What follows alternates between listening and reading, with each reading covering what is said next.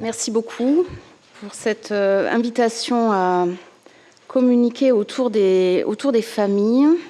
Donc effectivement, l'accompagnement familial, je suis effectivement avec une double casquette parmi vous aujourd'hui, parce qu'en fait, ma pratique est effectivement celle de pédopsychiatre, mais effectivement, depuis quelque temps, je me retrouve aussi en charge avec le pôle de psychiatrie de Montpellier, en charge d'une grande partie de la psychiatrie d'adultes. Donc je vais proposer deux parties dans mon exposé. La première à propos des enfants et la seconde plutôt centrée sur les adultes. Alors, je voudrais revenir, je pense en complément de ce qui vient d'être dit précédemment, sur l'évolution de la place des familles dans les soins en psychiatrie. Il y a vraiment, depuis maintenant plusieurs années, je dirais un changement dans le paradigme de soins, et c'est particulièrement sensible en pédopsychiatrie, parce que, ma foi, il y a une évolution importante de l'offre de soins et du positionnement des familles dans cette offre de soins. En pédopsychiatrie, on avait trop souvent l'habitude, et encore, ce fonctionnement doit encore être accentué et amélioré, mais effectivement, beaucoup de décisions étaient prises sans que les familles soient vraiment partie prenante des décisions et partie prenante du projet de soins, du programme de soins. Il y a encore beaucoup de situations, beaucoup trop de situations où l'enfant, par exemple, et l'adolescent viennent à l'hôpital ou en hospitalisation de jour, qu'un programme se déroule et que les familles ne soient pas du tout au courant de ce qui se passe. Et quand on les réinterroge, par exemple, sur qu'est-ce que votre enfant a eu comme soin, eh bien, c'est complètement obscur. Alors, l'information et je dirais la formation des parents, c'est quelque chose qui maintenant a évolué et c'est très positif. Les familles sont mieux informées. Les familles sont mieux informées, bien sûr, par les médias, Internet, etc., par les associations. Et enfin, on aboutit à une place plus active dans la décision thérapeutique et également dans la participation thérapeutique. Et c'est vraiment sur ça que je vais centrer mon propos, c'est le parent, la famille, au sens large, comme participant vraiment non seulement à l'élaboration des projets de soins pour un enfant, un adolescent et un adulte, évidemment, dans certains cas, mais aussi comme véritable acteur dans le soin, et vous allez voir par quel biais. Alors évidemment, il y a pas mal de choses qui se sont développées, les programmes spécifiques pour aidants, une meilleure information dans la prise de décision thérapeutique pour laisser aussi le choix aux familles de mieux construire, par rapport à leurs préférences, on va dire, de mieux construire leur choix.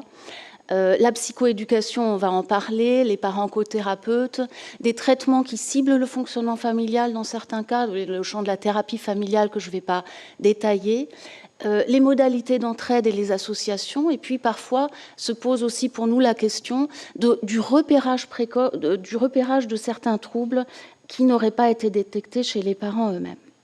Alors pour ça, il y a différents types d'outils. Il y a des outils à faible effet direct, mais à forte diffusion. Ce sont tout simplement les supports d'information, communiquer autour de ce qui se passe, communiquer autour des nouvelles thérapeutiques ou communiquer autour de ce qui se passe de nouveau dans un secteur, par exemple, de soins. Les journées d'information comme celle-ci sont, à mon avis, également très, très importantes pour la diffusion de la connaissance et la diffusion des outils. Après, il y a évidemment, ça je vais détailler un peu plus, des programmes hautement spécifiques qui nécessitent des besoins de formation importants et qui sont pour l'instant encore, à mon sens, sur le territoire français, des choses qui sont encore trop faiblement diffusées. Évidemment, ces programmes nécessitent un investissement de la part des équipes soignantes, mais nécessitent aussi un investissement parental ou des pairs relativement important, et on va le voir. Ceci dit, on a maintenant quand même un certain nombre des publications dans la littérature qui montrent quand même qu'un certain nombre de ces programmes ont vraiment une effectivité thérapeutique, c'est-à-dire que non seulement les évaluations montrent qu'il y a des changements positifs, que ces changements positifs, par exemple en termes de symptômes ou en termes d'autonomie de la personne, vont produire une différence importante en termes de fonctionnement et de qualité de vie dans le quotidien.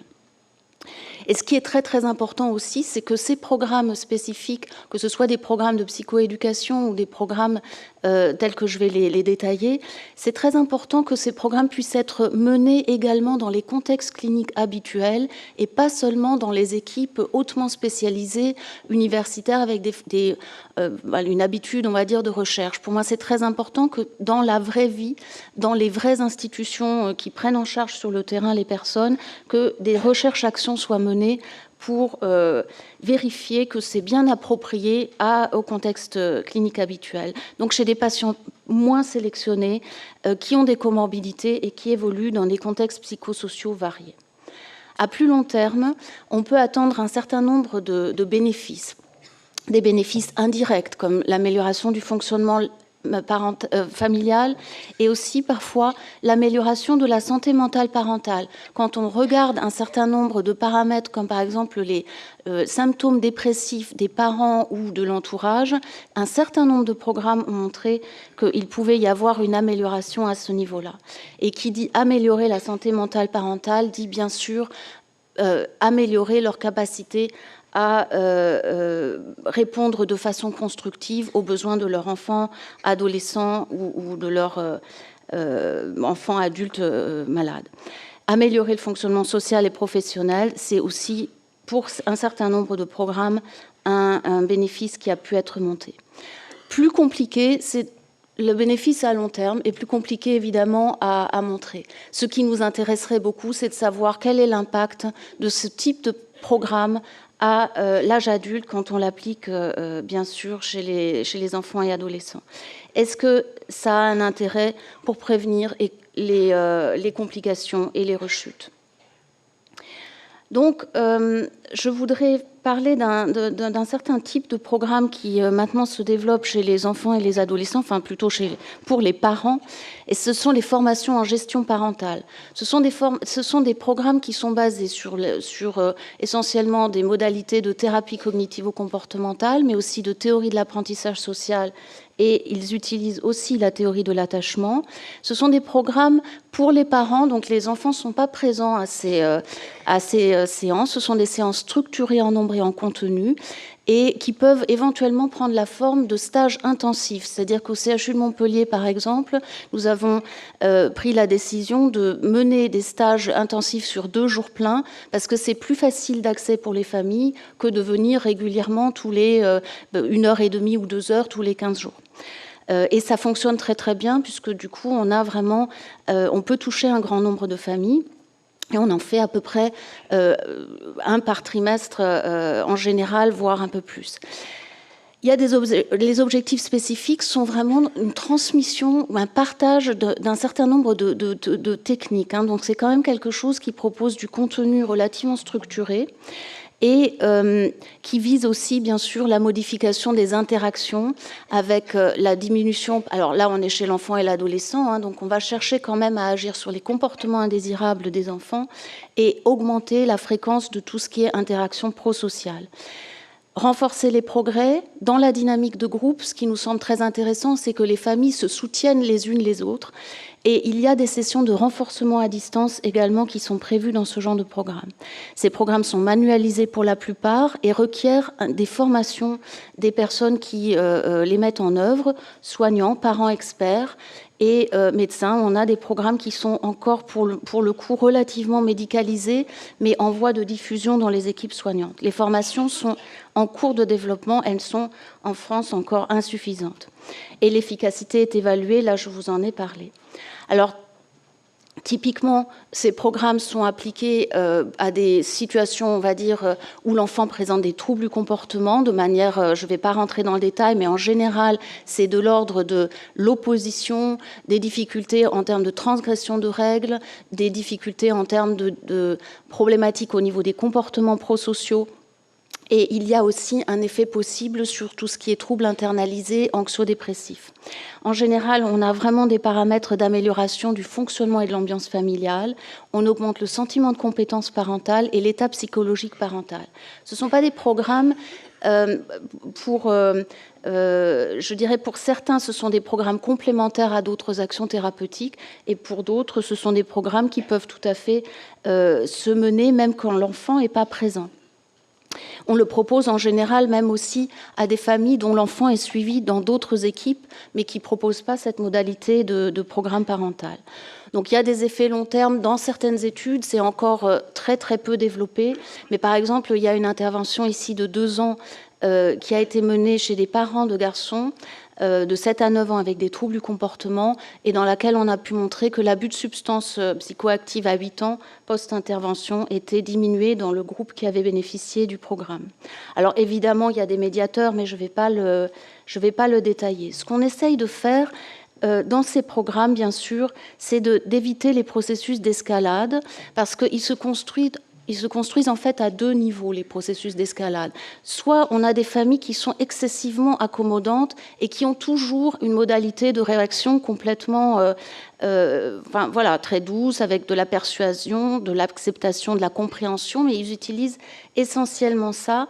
Chez un enfant qui a des troubles oppositionnels importants, ça peut éventuellement aussi conduire à un cercle un peu vicieux.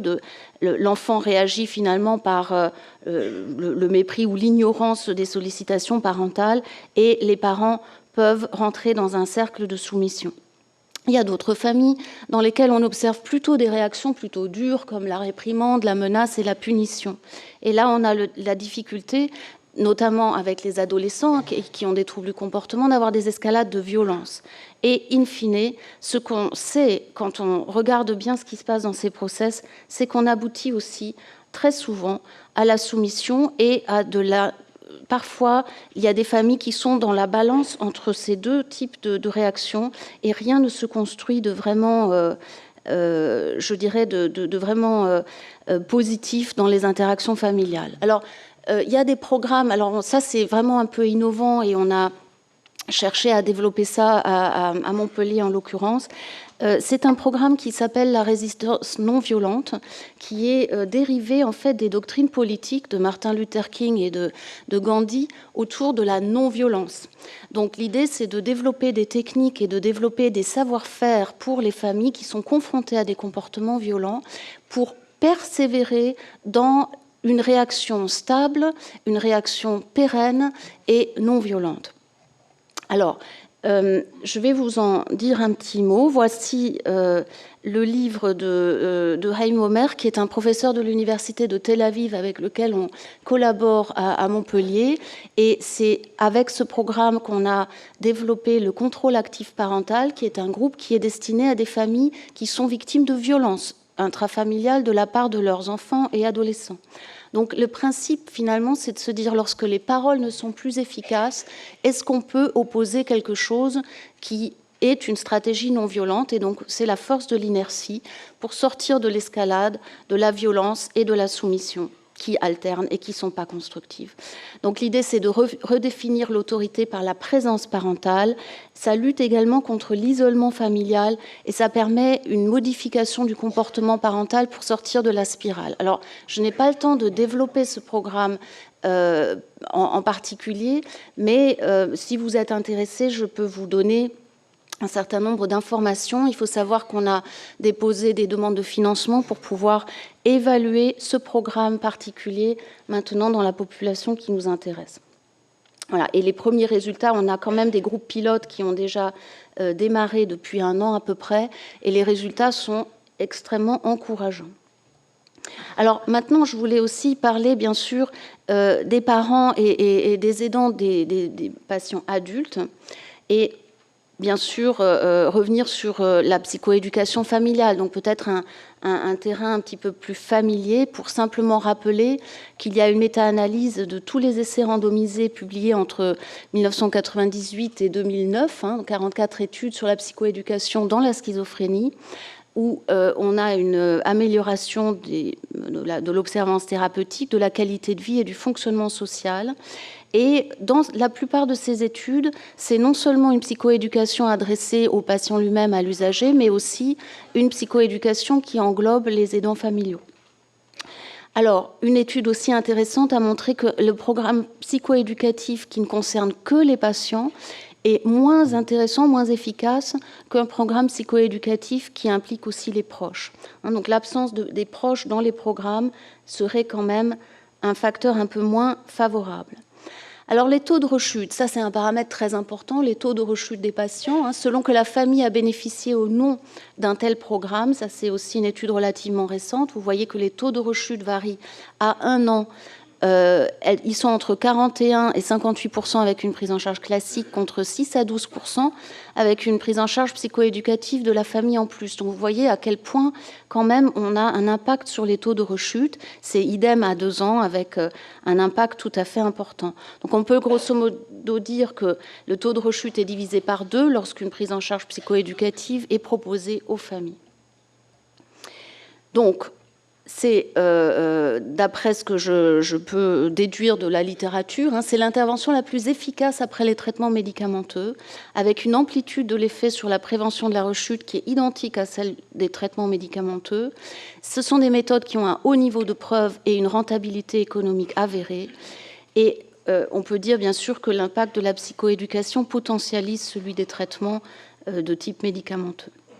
Alors là aussi, les objectifs sont assez parallèles à ceux que je vous ai montrés pour l'enfant. C'est amener le patient et sa famille à sortir de l'impuissance et d'une position de passivité ou de révolte vers une position de collaboration active à travers une vision réaliste de la maladie.